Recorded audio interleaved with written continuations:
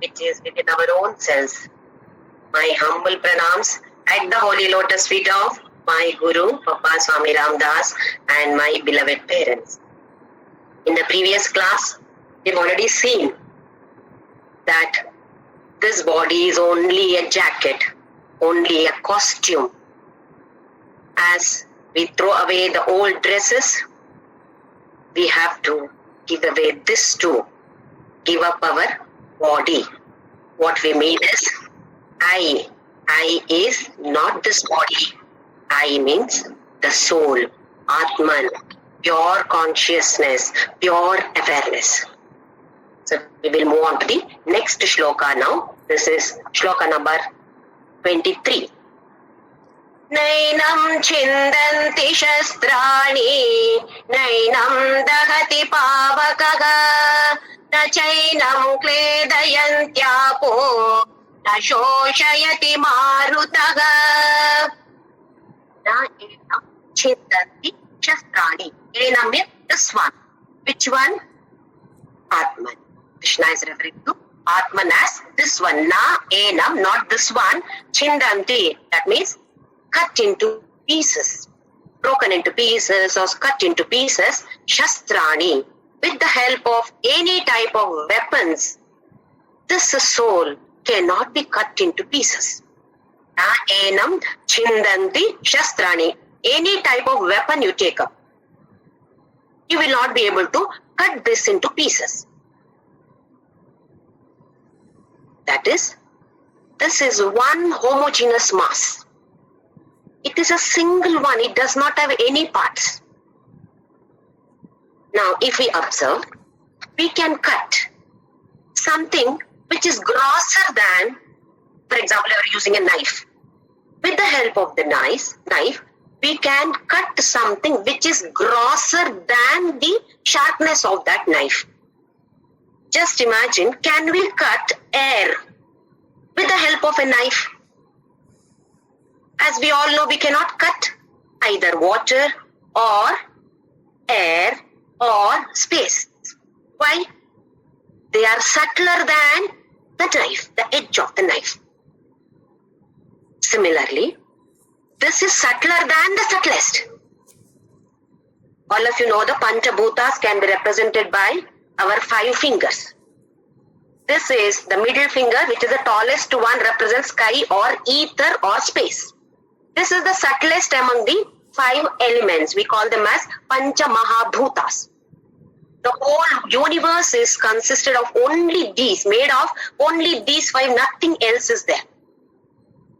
That is why the universe, or we call this world as Prapancha. Pancha is 5. Pra is highest level, Shrestha, greatest. So the greatest combination of these 5 Panchabhutas is called as the universe. So among them, we will see which is the subtlest, which is the grossest. This represents ether, space or sky. You can make out this is the tallest one. This is the subtlest among the 5 bhutas. The next is air. Air is subtler than ether. This way. Come like this. So ether, subtlest. Next is air. Next comes, this represents fire. Thumb represents fire. So this is next one. Then come like this. Circular motion like this. This is water.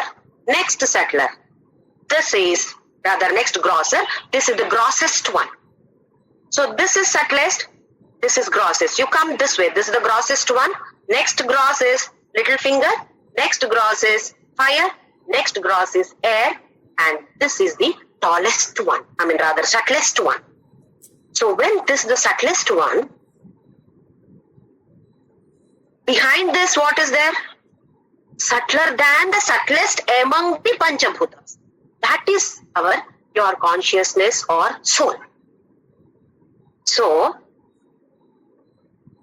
with these Panchabhutas, you are not able to, with any other weapons, you are not able to cut. Can we cut fire? Can we cut air? Can we cut space? Can we cut? Only this is made of, earth is grossest one, and all these weapons are made from this.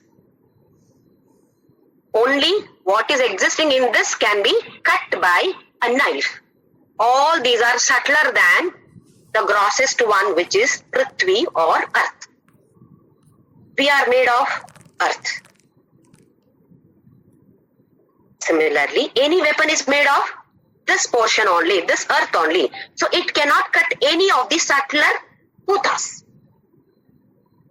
So this is the subtlest, and pure consciousness is subtler than this.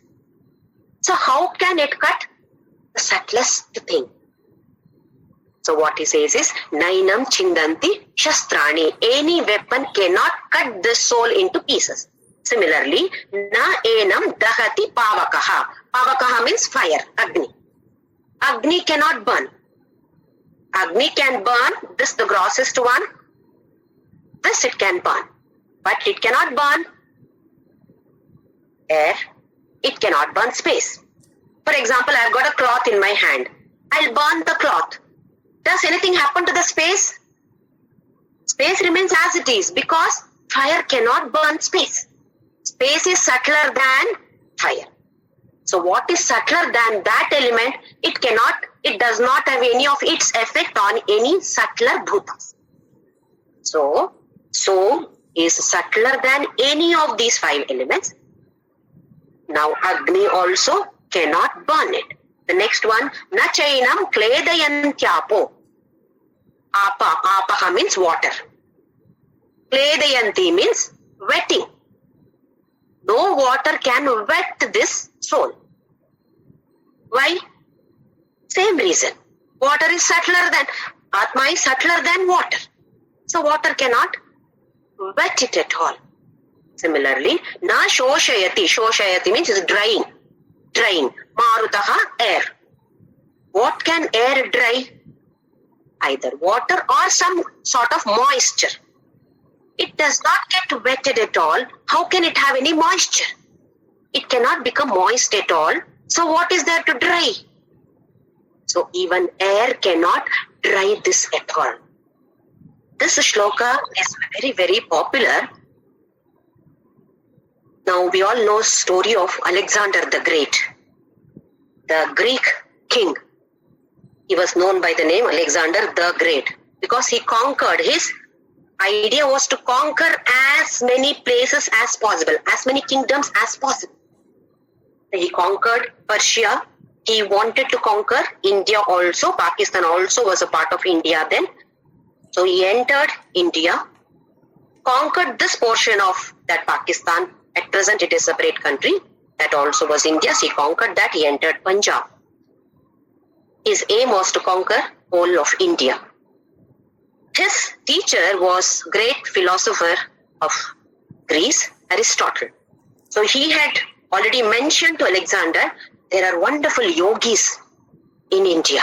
Learn something from them and if possible, bring some yogis to Greece.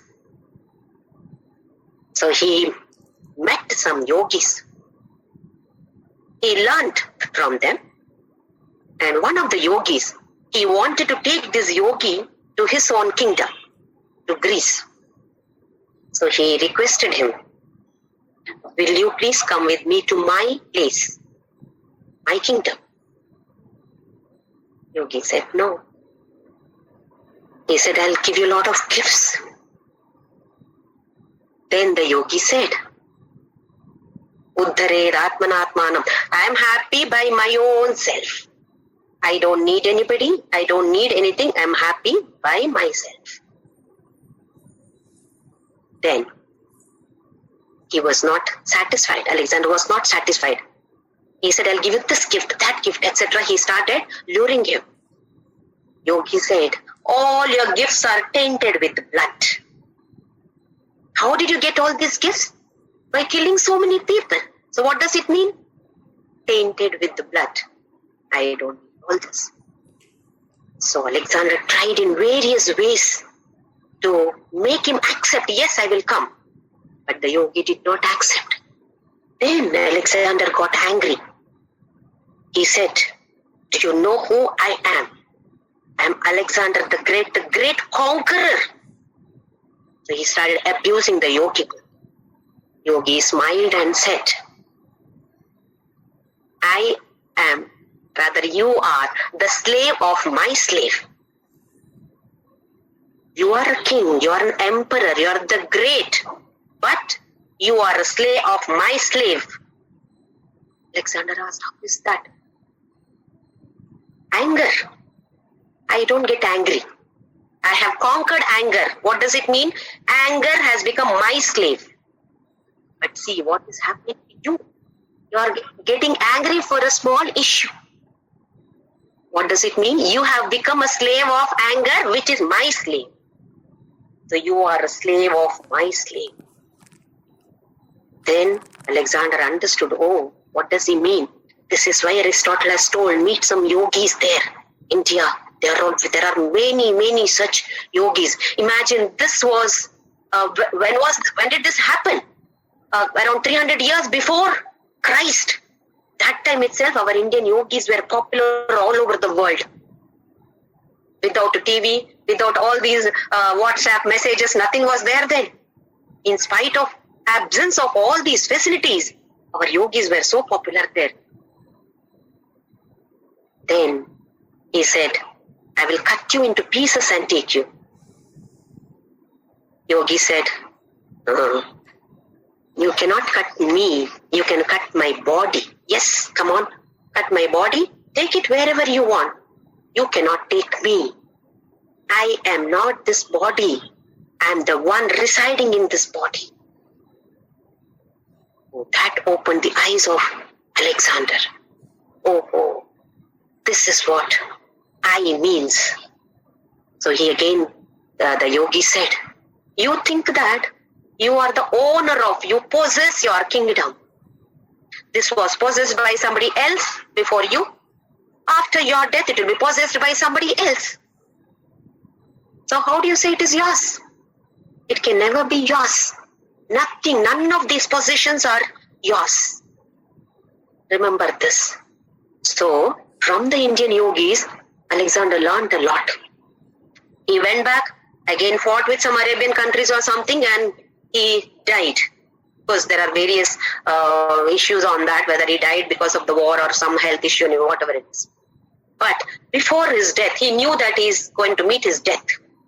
So he announced, while taking his dead body in the coffin or a procession, doctors, physician only should carry my coffin. Just to inform everybody is that doctors also cannot save you. You have to meet your end. That is the body, he means. Your body will meet an end. You think that by going to the hospital, doctors will now I'm okay, safe. I'm in safe hands. That's what we think. So he says, only physicians should carry my coffin. And all over the road, everywhere, where the dead body is being taken in a procession, everywhere, gold coins, jewelries should be scattered around. Why? Because they should understand, all people should understand, he conquered the world, but what did he take? Everything is scattered here. No gold coins, jewelry, he is not able to take anything. Then, similarly, hands also should be kept outside the coffin, empty like this with open palms. This was his order. These three things should be maintained after my death, when my body will be taken for one procession. Empty hand, I am going empty hand, even though I am called as Alexander the Great. So much of wealth is amassed, but what am I taking? I cannot take anything. So this Alexander learned from our Indian yogis, and I understand that this shloka, Nainam Chindanti Shastrani, Nainam Dahati Pavakaha, this shloka was chanted by that yogi, and he explained, this is what our Bhagavadgita says. This is what we all follow. You want to take me, cut me into pieces, my body, can take, you can never take me. That is why, not because of that yogi's utterance of this shloka that it has become popular, even otherwise, this shloka is very popular. We should understand what exactly Krishna means by saying this, chanting this particular shloka. Any object in this world meets its end because of these means. meets the end either because of cutting into pieces or burnt or in water, drowned in water or getting dried up, or body by natural death. Once the body dies, then again it goes back to the Panchabhutas only. They are made of this mud or earth, everything goes back. So what is this actually? Recycling. What is nothing but recycling? We talk about recycling of plastic, this and that. Same here also. Body is also nothing but recycling being done. This is what we have to understand from this particular shloka. Next shloka also is similar. Shloka number 24. Achedyoyamadashyoyam akledyo shoshya cha nitya sarvagata sthanuhu achaloyam sanatanaha.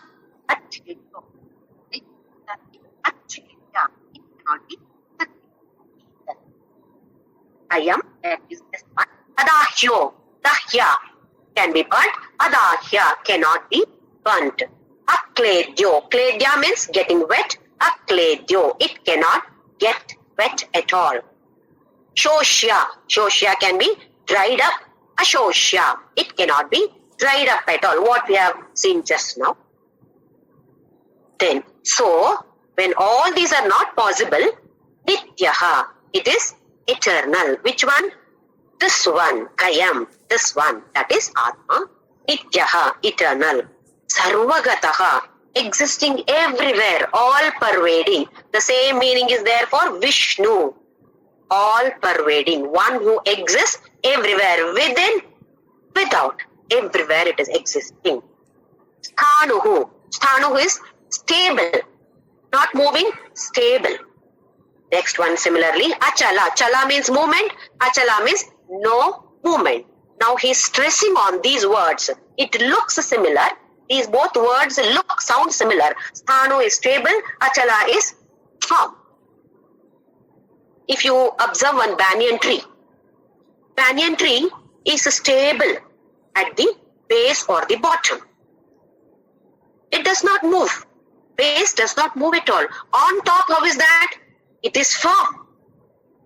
So stable at the bottom or the base and firm on. That is how the soul is.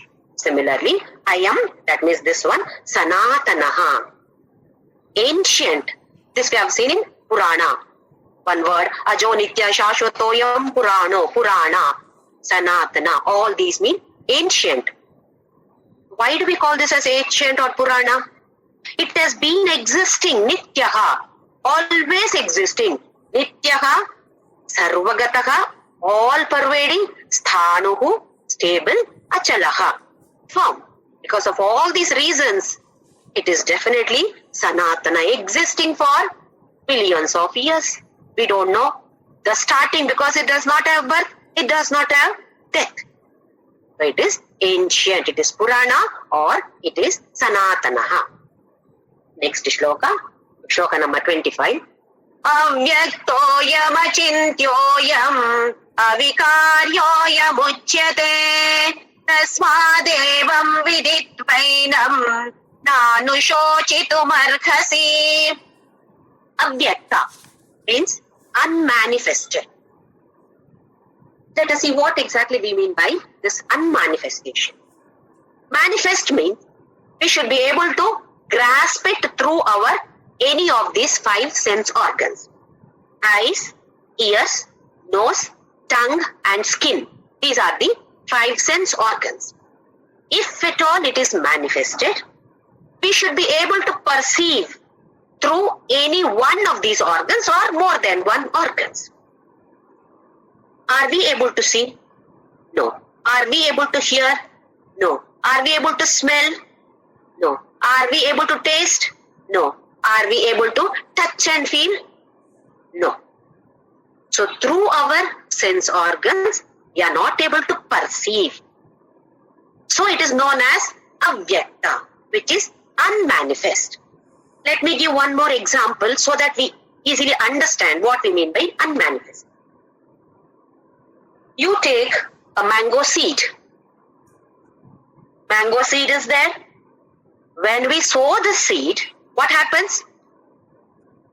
We get a plant out of it. Then slowly it grows into a huge tree. After a few years, when you come back here, oh, I never knew there is a tree. It wasn't there earlier.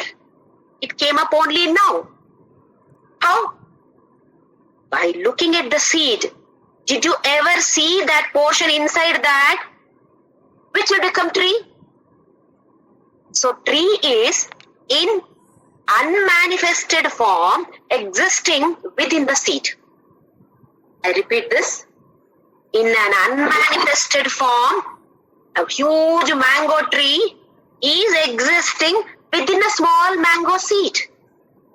By looking at the seed, we will never even know or imagine that one day it is going to be a huge tree. We are not able to see what is within the seed. It becomes a huge tree. So we call this as avyakta. Within the seed, it is not visible. But it becomes huge tree or so powerful. That is what we are. We are not visible. I am not visible here as I myself or your awareness. I am not visible. But I am infinite. I have got so much of strength, which is not known to me because I consider myself to be a body. This is what is avyakta in unmanifested form. Now we feel that, okay, it is there here, soul is there in this body. It is not the form of the soul. It has taken residence in this particular house. If you construct a new house, we call this as, this is my residence. This is where I reside. My residential address. It is not me. Similarly, this is not me. This is my residence. This is my body. It is my residence. The address of the soul is right now here. This particular consciousness which is here, the address is right now here. For how long? That we don't know. After some time, the address will change. Okay, this is what is unmanifested. Similarly, achintya. What do you mean by chintya? Which can be imagined or think. I can think so. Thinking capacity is there or the buddhi. Somebody had asked me today, what is the difference between manas, buddhi and manas? Mind and buddhi. Yes, this is what the question was. What is the difference between mind and buddhi? Let me just explain to you. You also might have got this confusion, doubt. Buddhi has got the discriminatory capacity. Manas is only emotional. If some incident, especially unpleasant or pleasant things happen, situation, immediately there is joy or sadness. Then the buddhi thinks, oh, it is not so. It is like this. Oh, then why am I feeling sad? Because the manas immediately grasped it, the situation, through the sense organs, either through ears or any one of these sense organs. And then emotional feeling is there. This is what manas is. Buddhi is not like that. Buddhi is having the capacity. We call this as intellect in English. Intellect or brain. Whereas manas is heart. This is emotional. This is intellectual. Intellectually it thinks. Oh, why did this happen? How can it be like this? Oh, it can't be like this. No, this is not the one. Then it decides. Then it consults the chitta or memory. Chitta is name for word for memory. In memory, we have stored, for example, just one rose. Assume that you have never seen a rose.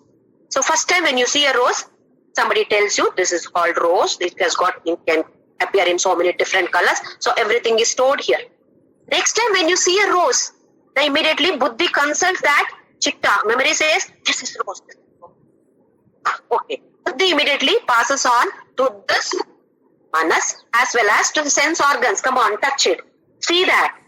All these messages are sent. So Mind is like a clerk. In an office, a clerk is there. You go and keep your file there on the table. Then that person lifts that file and goes through that and takes it to the manager. Manager is Buddhi and this clerk is mind. Manager goes through that and then in case he has to refer to some other data, then he opens some other file and checks what is the data over here, then decides, okay, what it should be. Then he ticks marks or writes there what has to be done. That file is sent back to the clerk and to the required, whoever is in charge of that particular section. To that person, it is being taken. So mind can be just for an example to understand, I'm telling you, mind is like a clerk and your intellect or buddhi is like a manager, and memory.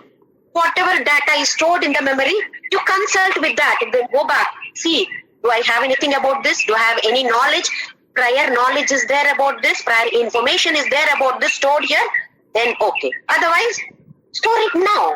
Put it in the memory so that next time it will tell you, I know this. This is what. Even for Bhagavadgita, this is what happens. Somebody says, wow, nice explanation.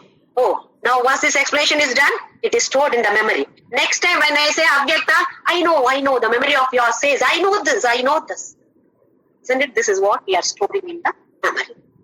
Sometimes it is stored in the memory, it doesn't come back, that's all. Recollecting is difficult. It is there in the memory. Many times we think, I know, but I'm not able to get. If you see some person, I know this person, I'm not able to get the name. Memory is not sharp enough to throw it to the manager over there and the manager to the clerk and the clerk to our sense. That's all the difference is. So achintya here, mind and intellect are subtle. Is it visible? It is not visible. Hands, all these are visible. Mind and intellect, brain is visible, but the power of that brain is not visible. Intellect is nothing but the power of that brain. It is not that brain object over there. Power of brain, power of heart is intellect and mind. These are subtler than our bodies. Our body is gross. These both are subtler than the body. Now, this soul energizes both intellect and mind. It is because of the soul that mind and intellect are working. When the soul leaves the body, neither the mind works nor the intellect of the dead body works. So it is subtler than mind and intellect. It is behind. Mind and intellect are here. It is behind this. Subtler than these two. So how can you think of that? How can you understand? That is why we say we cannot understand. We can only infer through what is manifested. Some objects which is manifested, through that we are explaining so that we try to infer, through this mind and intellect are subtler than this is subtler than that, that is why I am not able to understand. That's all. We can only infer, we cannot define. That is why there is no definition for soul. You can never define, that is the subtlest. When we cannot define, how can I imagine, it should be like this, it should be like this. Mind and intellect work because of the presence of the soul.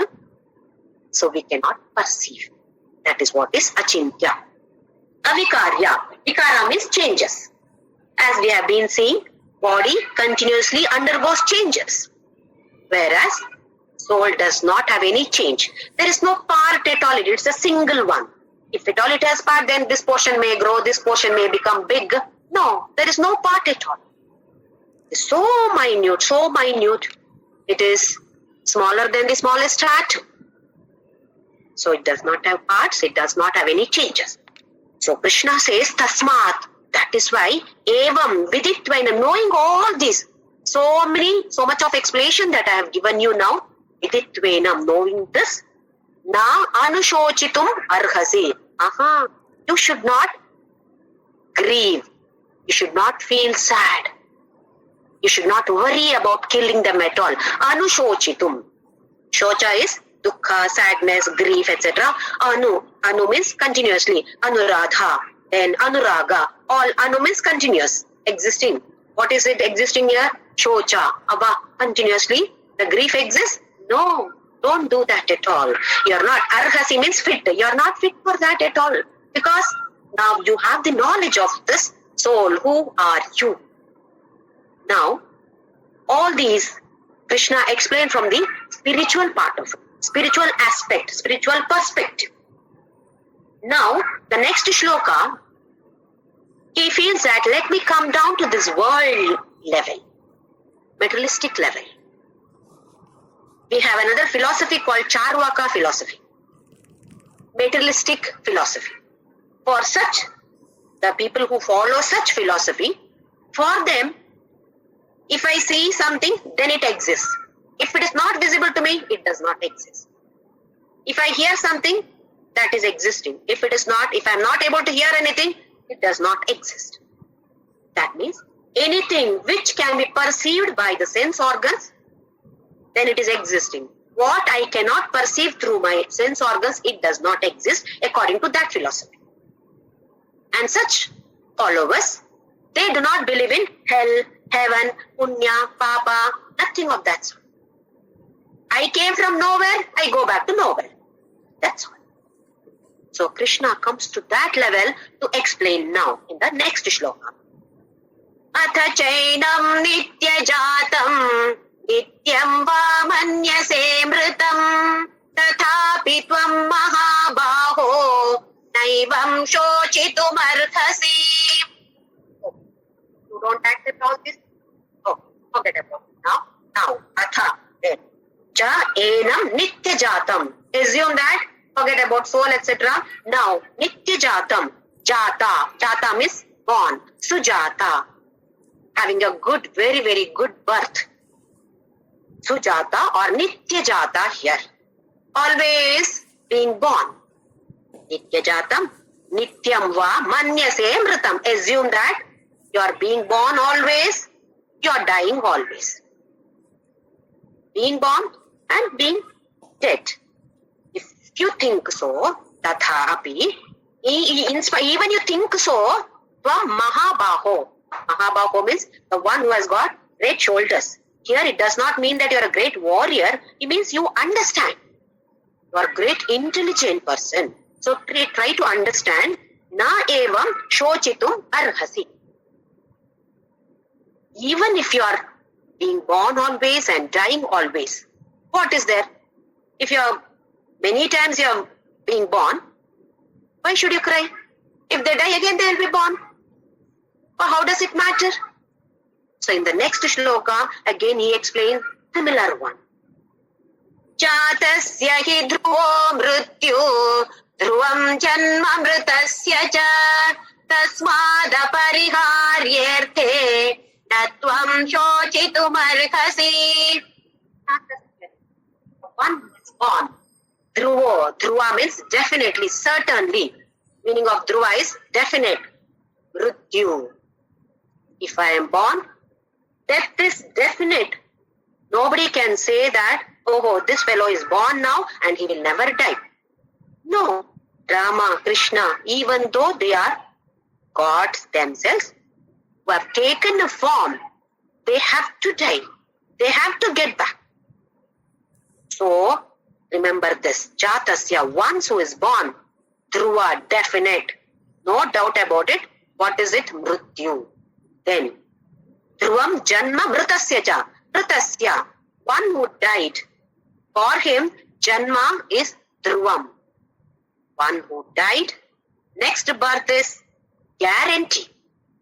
Unless we come out of this cycle of birth and death, either by having, experiencing about the soul or about your own self, or the other margas, that is paths, how to come out of it, jnana marga, bhakti marga, karma marga, what is going to explain later. Otherwise what happens? Punarapi jananam, punarapi maranam, punarapi janani, jathare shayanam. Once again, back to the womb of the mother, struggle there, come out, punya, papa, whatever is there, put it in the suitcase, carry back, come back again, as per the contents of the luggage that we are carrying or the suitcase that we are carrying. So he says, the previous shloka, Nityajatam, Nityam va manyase mritam. I assume that you are always being born and you are always dying. In that case also, why should you worry? Jatasya, it is understood. Everybody knows. It is certain. You are born, death is inevitable. Once you die, within how many hours, within how many months or years, not known, but definitely you will be born again. Tasmat, that is why apariharya, parihara, some solution. Aparihara, no solution for this. Anyway, if you kill them, they will be born again. So why should you worry? Says, Natvam shochitum arhasi. Once there was Narada who went to Narayana and asked him, you're talking so much about satsanga, meeting the sadhus, it is good to meet the sadhus and all. But I don't understand. I'm confused about it. I've got a doubt. Narada asked Narayana. Narayana smiled and said, okay, I will let you know someday. So one day he called Narada and told him, you go to this particular place. One mosquito is being born there. So you go there. Okay. Narada went there. Narada saw the mosquito was being born. And Narada just looked at the mosquito died. By itself, the mosquito died. Narada did not understand. He came back to Narayana and told him, as you said, I went there, I saw that, but immediately it died. So Narayana smiled. He said, you go to this place now. One dog is being born there. You go there. Narada said, okay, as per your order, I'll go. So he went there. He saw one small puppy is being born there. The moment Narada looked at the puppy looked at Narada, or just Narada looked at puppy died. Narada got scared. What is happening? He came back. Narayana, I am not able to understand. What are you trying to teach me here? Narayana smiled and said, now you go to this place, a calf. Cow is giving birth. You go there. Narada said, I am scared now. You go. So Narada went there. Narada saw that calf is being born. The moment Narada looked at the calf died. Oh, now he got really scared. He came back. Narayana, I am not able to understand really. Please tell me, what are you trying to teach me? Now Narayana smiled again and said, you go to this place, a prince is being born there. Narada said, no, I don't want to go there. The prince may die if I look at the prince. You go, I'm telling you, you go. So Narada, okay, went there. And he saw a beautiful prince was born. He saw that prince, duck like this. Nothing happened. Appa. Now he felt very happy. A very, very pretty, cute baby. He came back to Narayana. Yes, it's very cute baby. Now Narayana told him, that mosquito, you just had a glance at that mosquito. You are so powerful because you always keep chanting Narayana, Narayana, Narayana, Narayana. So much of power is there that must died. Otherwise you would have lived for a few days or so. What type of life? Mosquito life. It died because you just had a glance at it. Immediately it took birth as next as dog. Dog is of higher conscious level. The moment you looked at it, because of that power, the dog died. Next is calf. Of course, calf is of a much higher consciousness. Same soul left that body and took a body of a prince now. He is going to be a great king. What does it mean now? Now Narada slowly understood. Oh, this is the power of your name. Or a person who chants your name gets so much of power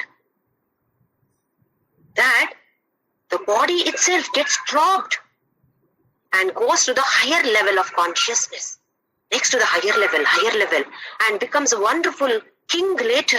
A mosquito Would have taken so many years otherwise, immediately. So, what is the power of meeting sadhus or Swamijis or who have reached that level? And the death, if at all you had cried that, ayo, the mosquito died, ayo, the dog died, it has gone to the next level. This is what has to be understood. Just because a mosquito died or the dog died, puppy died or the calf died, if you keep on crying, you wouldn't even relish that. Oh, enjoy that. It has been born as a higher level conscious person or whatever that is.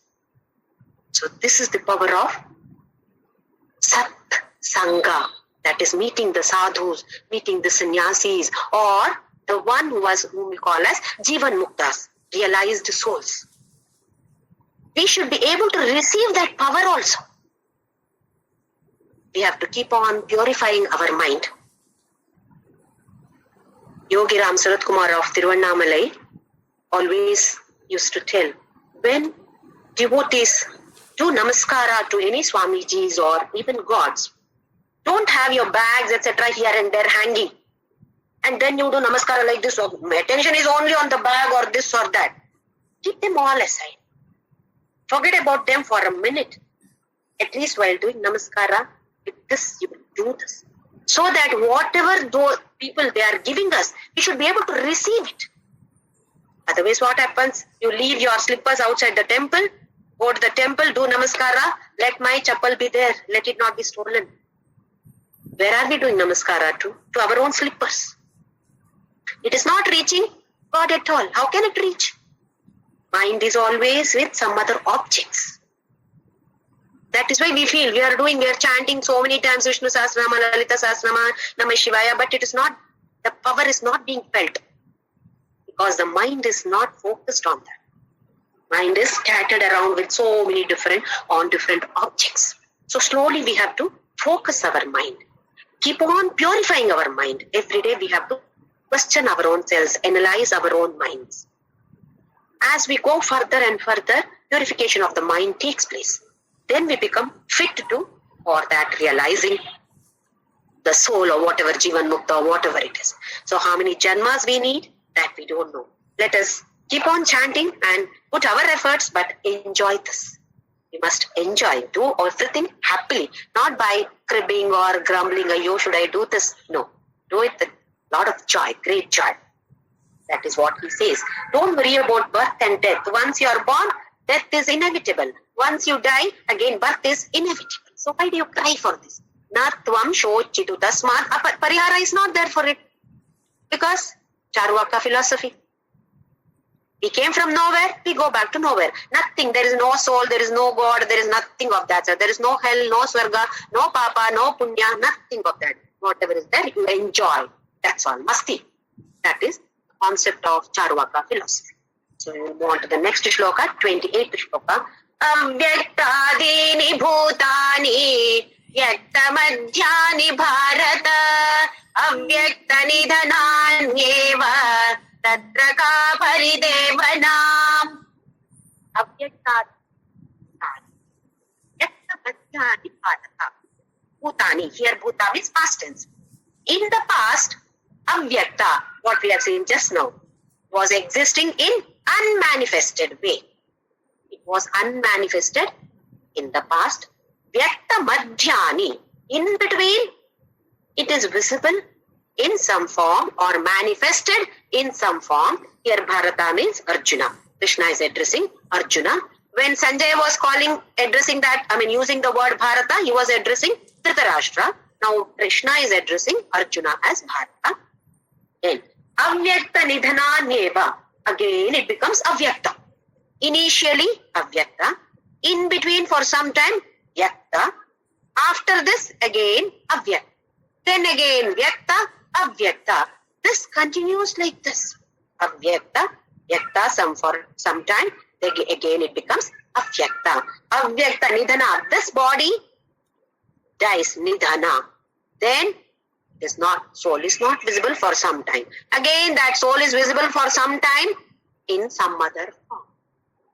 Tatraka paridevana. Why do you grieve for this? Paridevana is lamenting. Oh, you have been lamenting my relatives, my guru, my pitamaha. Why all this lament? Only for some time they will be available now.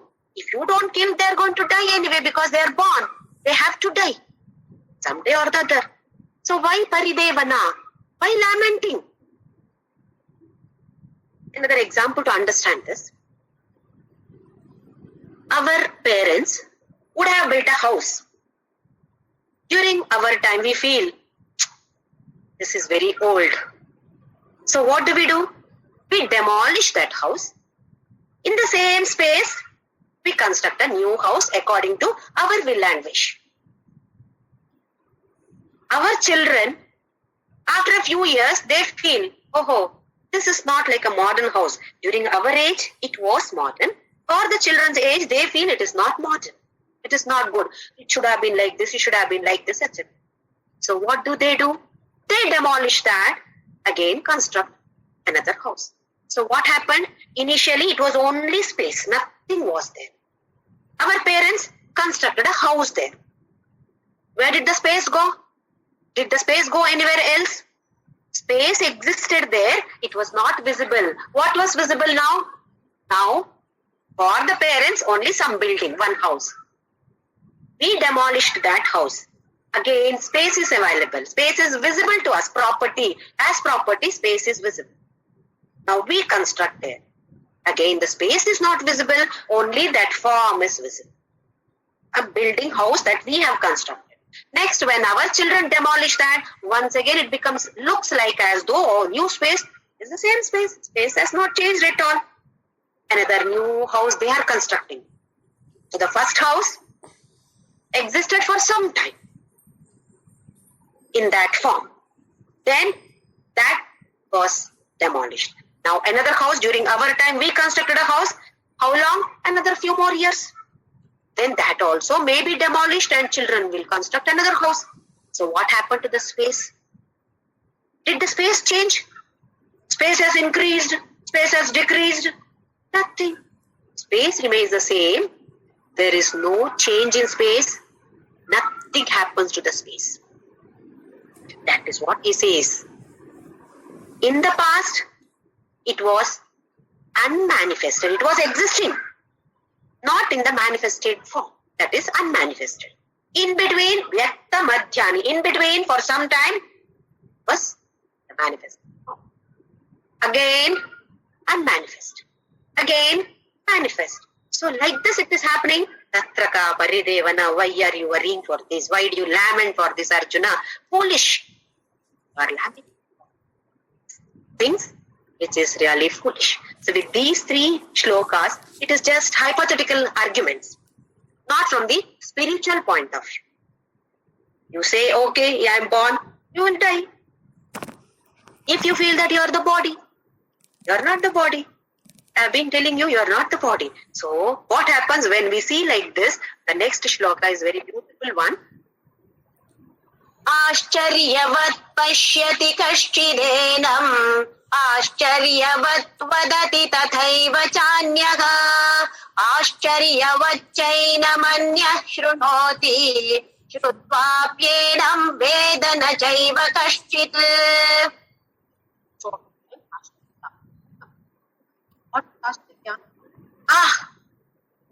Charya means, is it so? When we say, Charya, that is Ashcharya. When we do, is it like this? What happens when we do, that is amazing. Something amazing. When we see some circus, something like this happening, like this, what happens is, mouth opens, like this, eyes, is it like this? And we stand like a statue, like this. That is what is Ashcharya here. Ashcharyavat pashyati kashchidenam. Some people look at this with, is it like this? Why? The same consciousness is within me.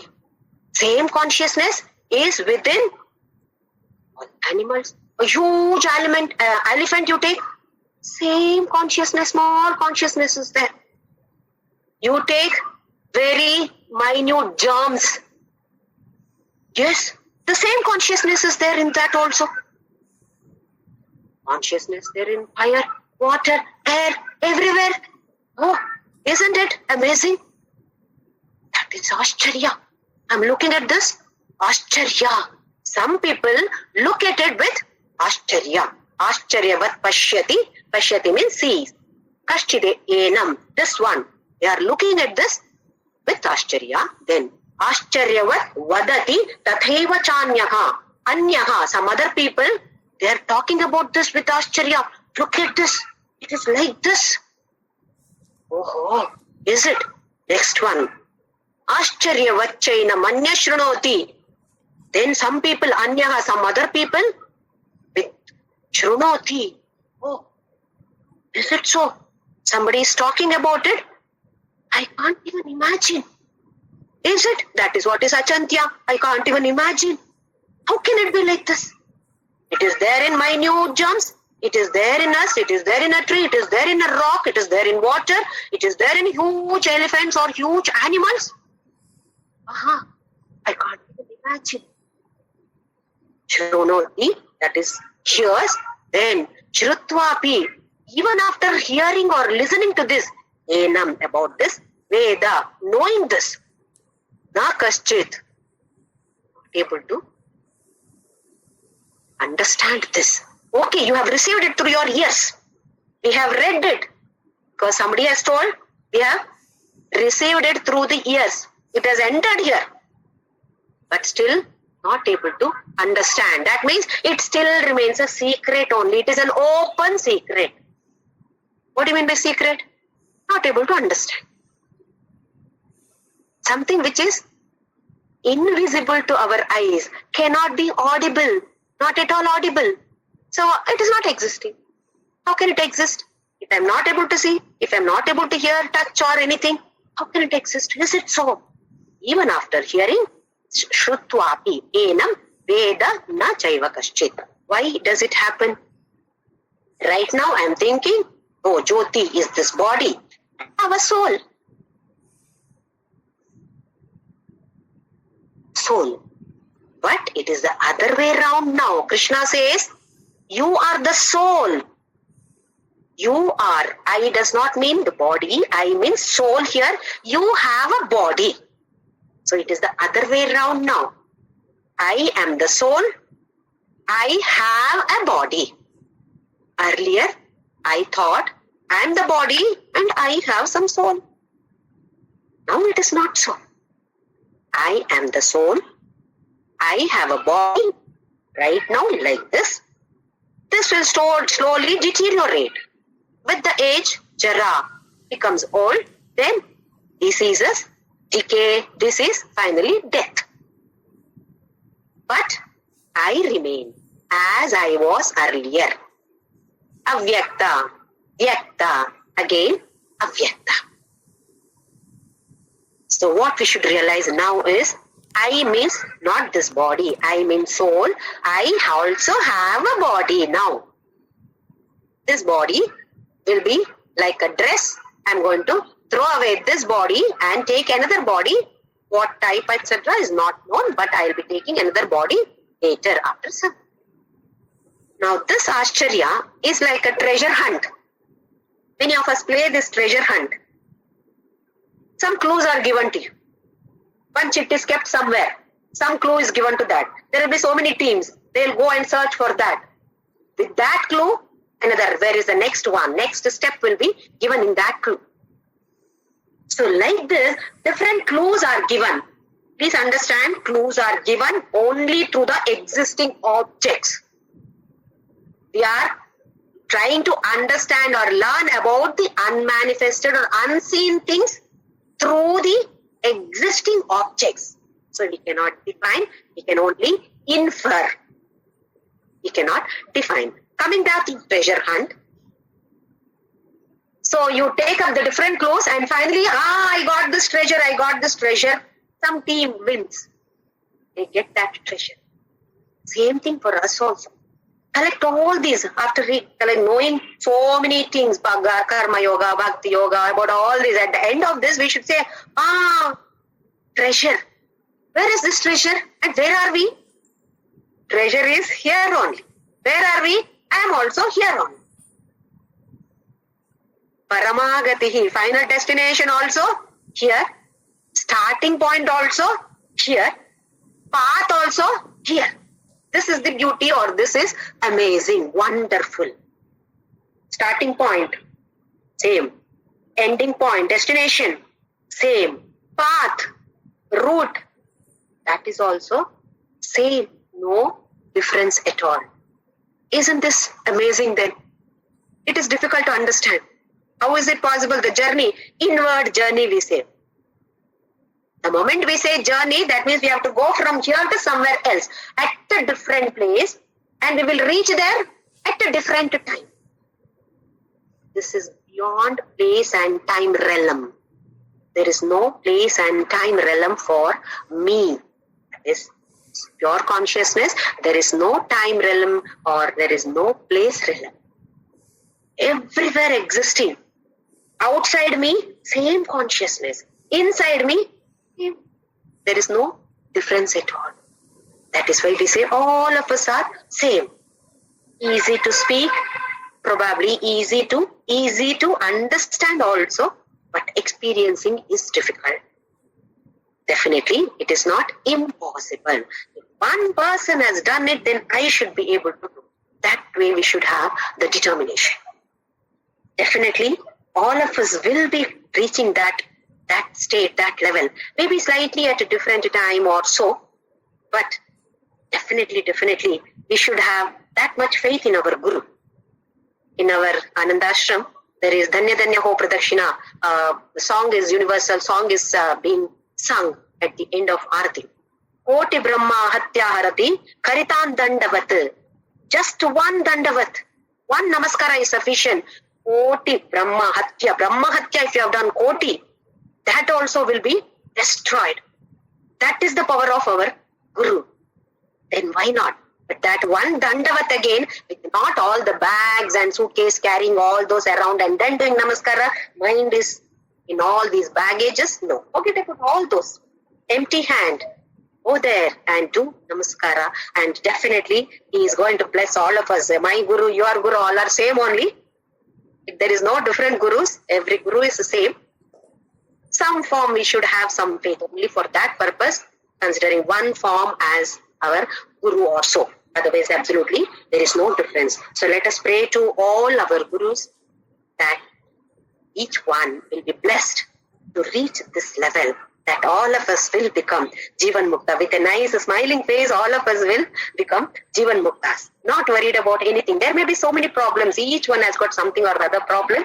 So let us just forget about those problems and yes, I will be reaching that place. How nice it is going to be. And all of us will be there together as pure consciousness and pure awareness. How beautiful it's going to be. So let us chant Ram now. Om Shri Ram Jai Ram Jai Jai Ram. Om Shri Ram Jai Ram Jai Jai Ram. Om Shri Ram